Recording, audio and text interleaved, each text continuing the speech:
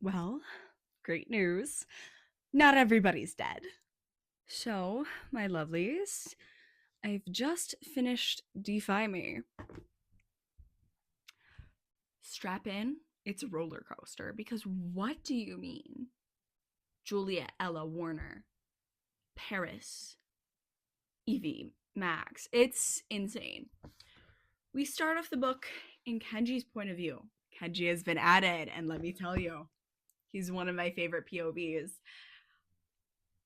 And I do like how Tahereh Mafi kind of plays with not only what's being said, but what's not being said. The first part of the book mainly focuses on Kenji and his spiraling the fact that his best friends are gone. And that also says a lot about Warner's and Ella's state at this point. For this book, I'm going to refer to Julia as Ella just because that's what the book says. But that also tells us about their states because their first few chapters are a mess of memories being recompiled, re-remembered. And that tells us that they are spiraling. And they are spiraling so much that the prose are going back to how they were in the first book, Shatter Me, of this disjointed mess. And it's really cool to see. And as the book goes on, we can kind of see them recompiling themselves. And it's so beautiful, honestly. I really liked how she did that. It's because we don't in artwork, we don't just look at what's there. We also look at the negative space. It's so cool to see like how people do that. Like, but oh, this book. So Kenji, it's right after the incident where 600 people went poof. And Kenji is kind of aware. He knows Warner's gone. He knows Ella's gone. And he's like taking note of everything around him. And he sees the people rise up from their seats, kind of stitch themselves back together. And it's like, oh, great. Let's go. So they grab everybody. And I have great news for you, Brendan lovers.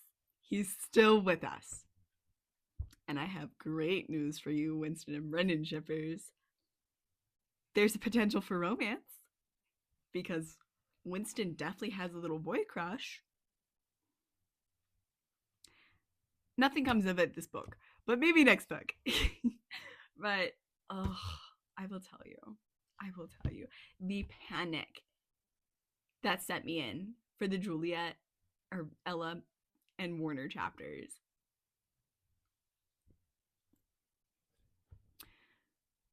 Seeing them fall in love every time they meet and then having their memories wiped is a Shakespearean level of tragedy. Like, excuse me? What do you mean? Warner thought his best friend, like his childhood best friend, drowned with her sister, and the oop, and the oop, and the oop, and the oop, and that keeps repeating. And it's almost treated as this experiment with the Supreme Commanders and the two of them because no matter what changes, no matter what variables are placed and replaced and replayed, they always fall in love.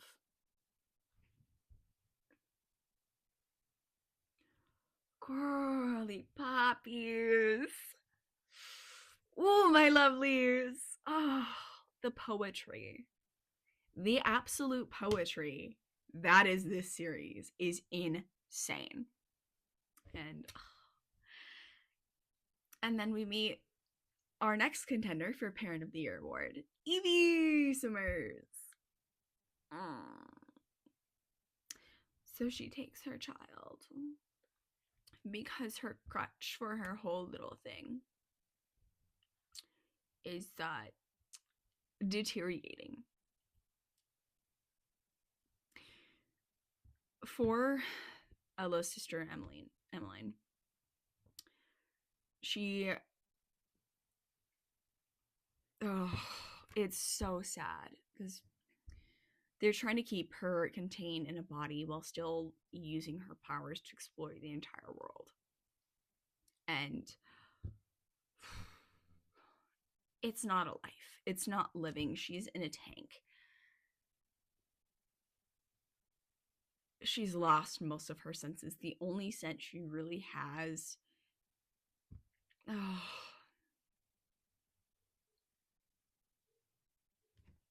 is her sense of hearing. And still, even then, it's distorted. It's incredibly painful whenever she's on page to just see what was done to her by her own parents. And she is trying to help Ella. She's trying to have her remember she is the reason why Ella and the rest of the Submarine Commander's children are remembering. She's the crutch for all of this coming to fruition. And when Ella first really kind of starts to hear Emmeline more clearly, she's taken to a lab and her mother is dissecting everything about her. She's not happy about how short her hair is, how weak she is. She's not looking at her own daughter like a person.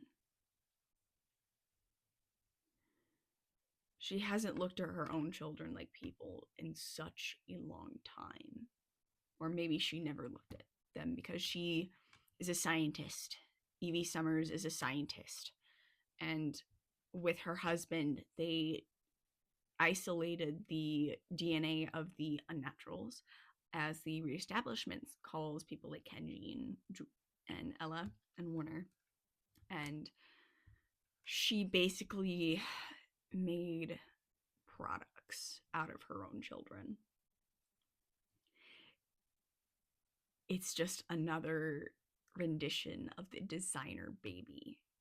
And oh, the parallels I was pulling. Baby. Like, girl.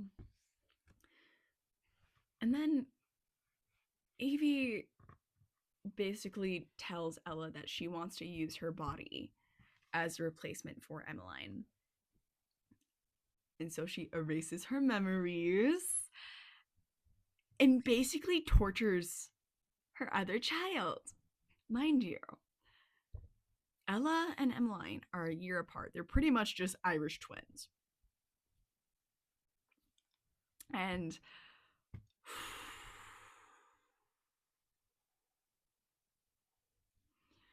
I really want to talk about this symbolic of Ella's hair.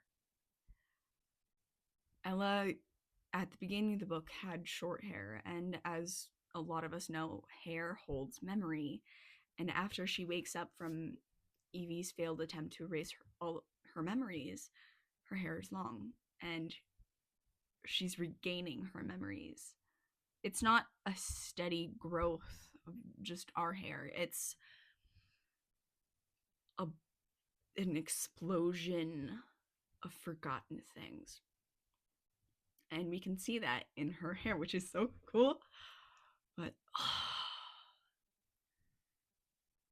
Ella then goes undercover. At first, when she was brought into this luxurious world, she refused it. But now, for her own survival, she realized she has to play along. And so she does. And then we jump back to Kenji, who's the greenest flag to evergreen flag. And they're talking to Warner's grandpapa, Delalu. And he's regaling all this facts. And then he kind of drops dead. And we see the one person that I thought was taken care of, but no, it's Anderson.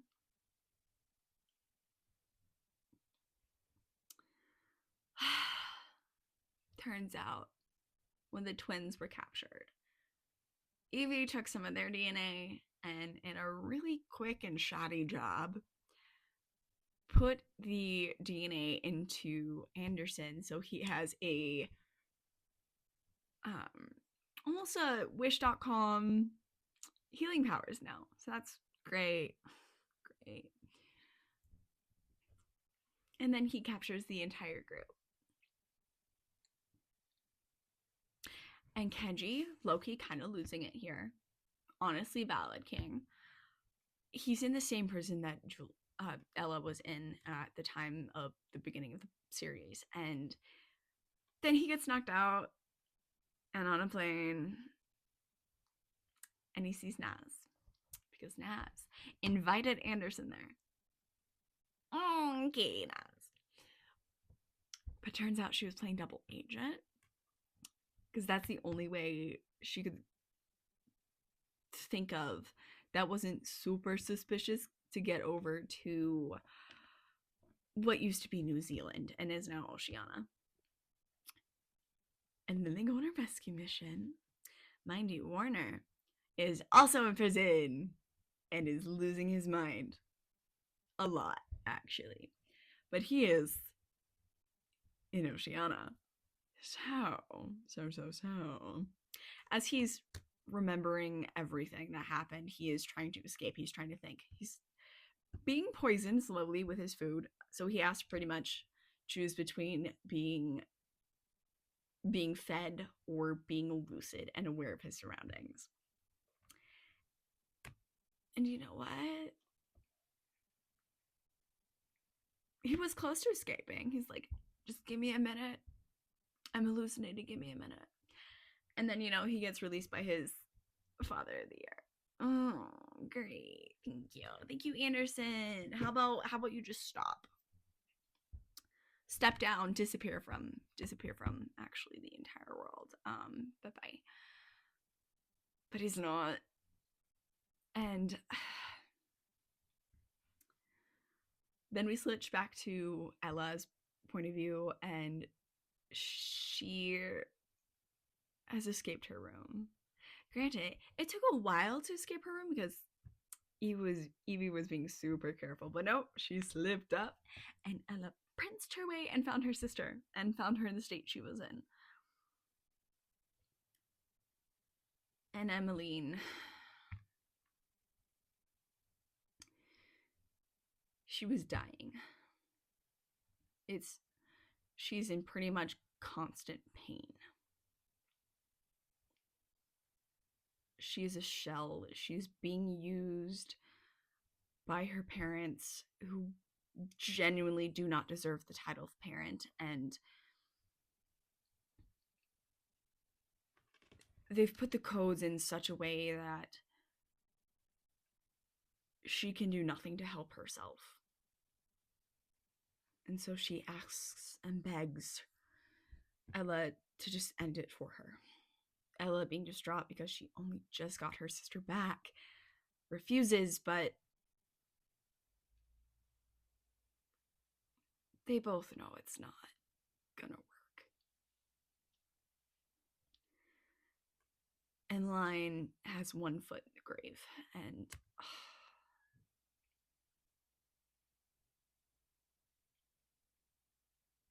she's only around 18, 19, and it's watching this from the page as someone who can do nothing is, it just breaks your heart because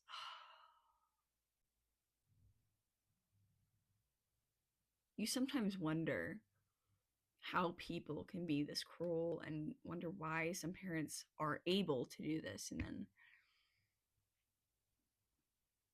you're just kind of left with the fact that sometimes it is people aren't good. Some people just don't have the capacity and they don't want to learn how to empathize with others, and you just have to face the fact that some people just want to be bad and hateful. Yes, some of them might be misinformed or in a cult-like atmosphere, but Some people just want to see the world burn. And it's,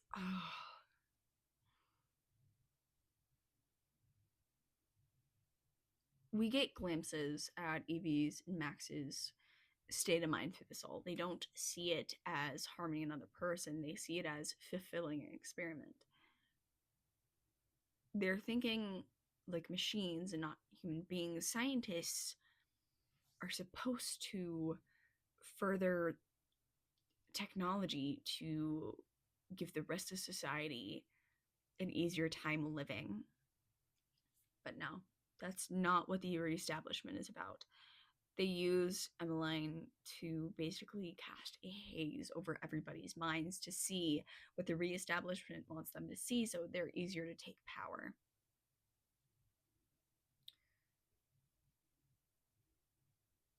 And it just hurts.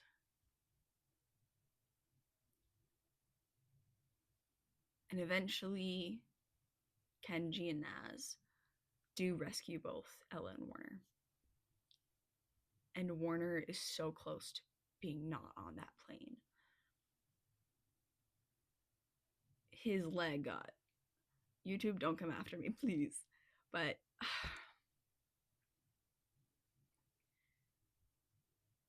and they all kind of have a small reunion, and honestly, I'm really proud of Ella. Before she popped on that plane with Kenji, she took care of her mother.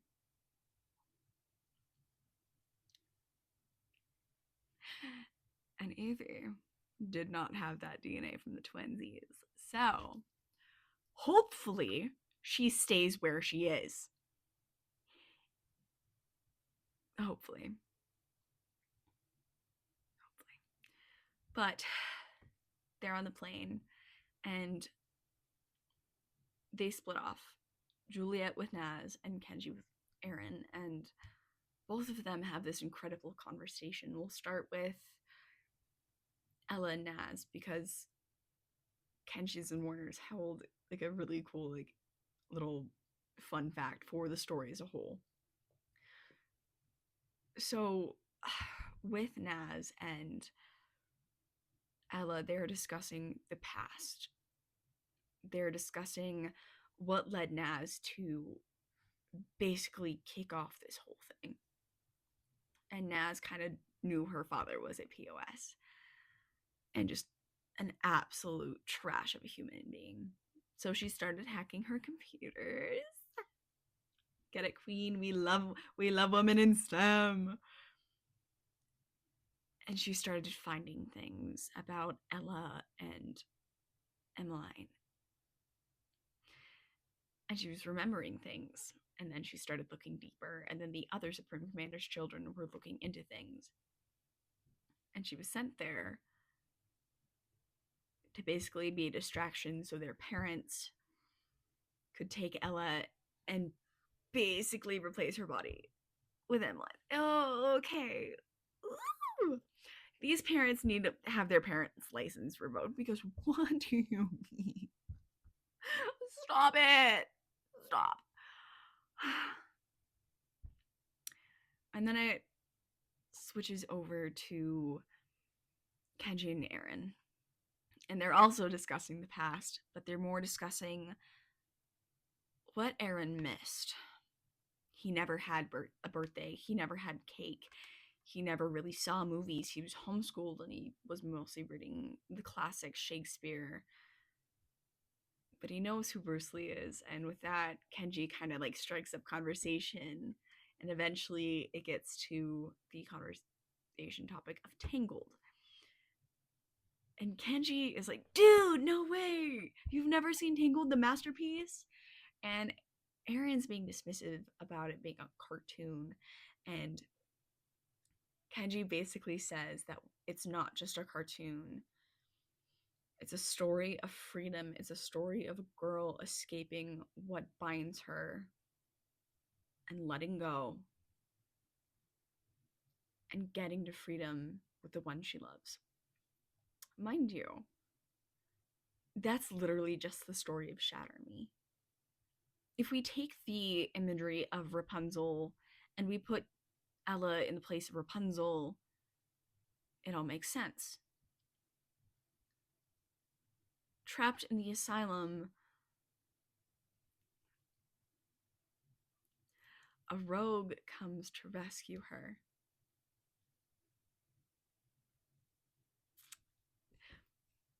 Now, Flynn Rider, one of the peak men to ever exist. Aaron Warner. You see where I'm going with this? Both of those men are the greenest green flags to ever green flag. And the comparison of those two is so ingenious. Oh. And then Kenji kind of, before they kind of split off, realized that Warner was definitely going to propose to Ella. It was like, hey, dude, this is how they got into the topic of movies, but it's like, hey, dude, you need a ring. Do you not know that how this works? And Warner, of course, is like, no, my dad sucks, and my mom was trying her best. And then comes a really fun part for my heart because they're playing Get Shot Out of the Sky. So, as they're all panicking and their fun little bonding moments get interrupted, the four of them basically grab on and jump out of the plane, and using Naz's powers, Nazara and Aaron basically kind of float down, except Aaron, with the two powers, they're just kind of like staying stagnant. So Aaron releases the power and they float to the ground. And there's a group of people. And a woman approaches. And it's Noria. And right behind her is her father, Castle. That's right. They're back. And Noria's wife comes up. It's like, hey, let's go lesbians. Whoa! I love seeing casual representation of books without being the main focus.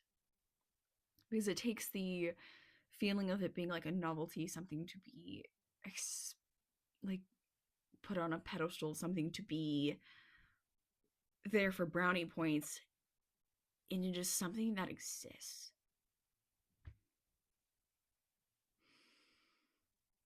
And it adds so much humanity to it. And I love it. I love it so much because people have a right to exist.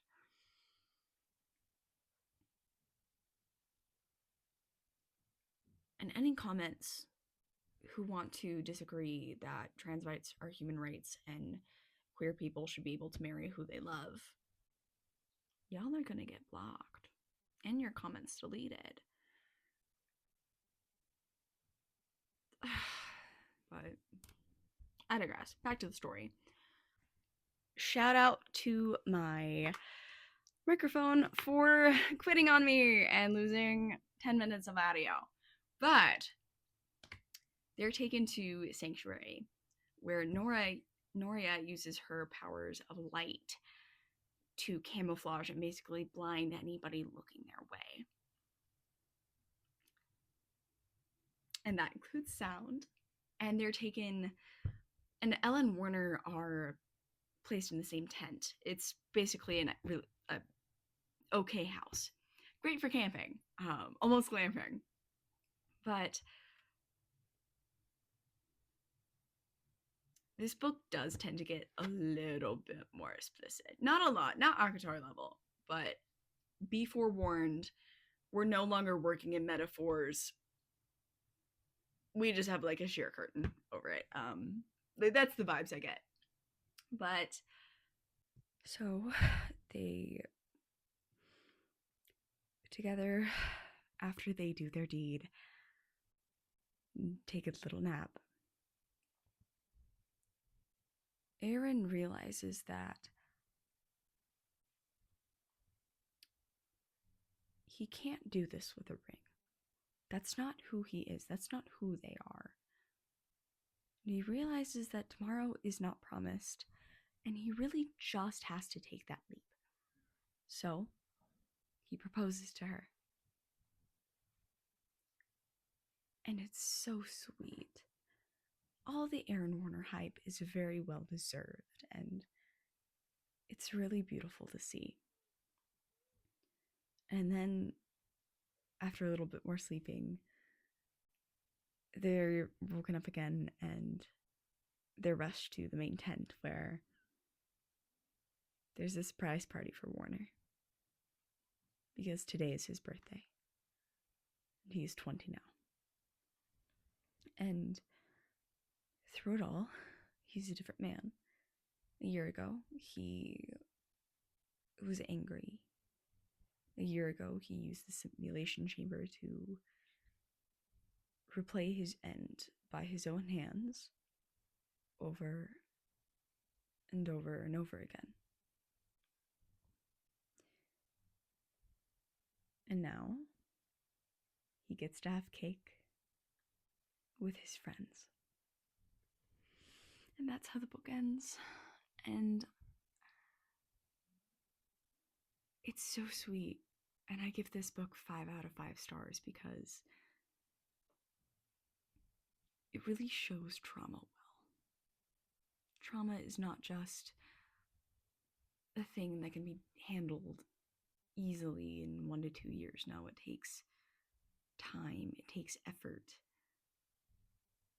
And the same can be said about the state of the country that is in the book.